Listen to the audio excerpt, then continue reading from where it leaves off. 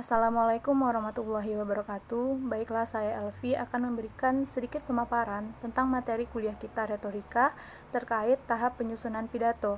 Adapun beberapa yang harus kita lakukan sebelum menulis pidato yaitu mengumpulkan bahan, membuat kerangka pidato, menguraikan isi pidato, membuat struktur pidato, menyunting naskah pidato, dan menyempurnakan naskah pidato. Adapun yang pertama yaitu mengumpulkan bahan, yaitu bahan untuk menulis pidato itu dapat kita peroleh dari buku-buku, peraturan-peraturan, majalah-majalah, surat kabar, sehingga hal tersebut bisa kita jadikan sebagai isi dari pidato tersebut. Setelah itu, bahan yang kita kumpulkan itu selanjutnya kita susun sehingga menjadi menarik. Ada 3 komposisi yang mempengaruhi seluruh organisasi pesan, yaitu kesatuan, titik berat, dan pertautan. Selanjutnya kita lakukan adalah membuat kerangka pidato. Dalam membuat kerangka pidato itu terdapat 3 inti. Yang pertama, pendahuluan. Pendahuluan ini berisi salam pembuka, ucapan terima kasih, dan kata pengantar. Yang kedua yaitu isi.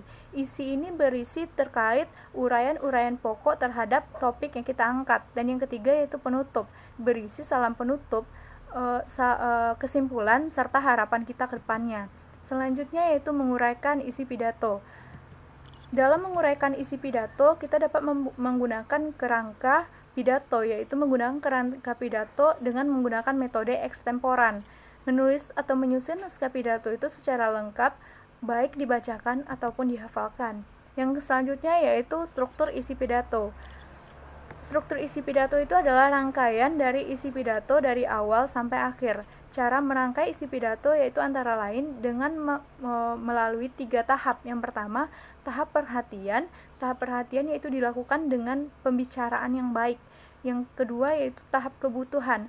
Tahap kebutuhan yaitu dilakukan oleh pembicara menjelaskan pentingnya masalah yang dibicarakan atau pentingnya masalah atau topik yang kita angkat. Yang ketiga yaitu tahap penyajian. Di tahap penyajian ini, pembicara menyajikan isi pidato yang telah dipersiapkan melalui naskah kerangka pidato. Selanjutnya yaitu menyunting naskah pidato.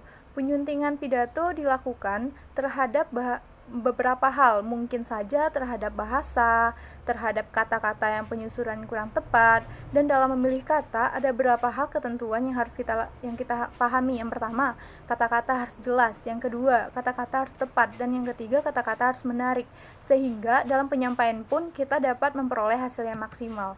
Selanjutnya yaitu menyempurnakan naskah pidato. Ini adalah tahap yang terakhir. Setelah menyunting kita lakukan, hal yang perlu kita laksanakan selanjutnya yaitu menyempurnakan naskah pidato, yaitu dilakukan di bagian isi, bahasa, maupun paragrafnya.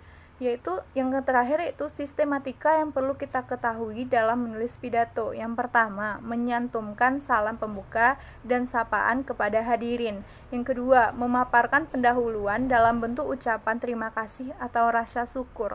Yang ketiga, menggunakan isi atau inti pidato dengan menggunakan kalimat yang lugas dan jelas serta menarik, sehingga ketika kita menyampaikan pidato atau ketika kita menyampaikan inti pidato saja, orang-orang sudah tertarik untuk mendengarnya. Yang terakhir yaitu mencantumkan salam penutup, dan jangan lupa memberikan kesimpulan terhadap pidato.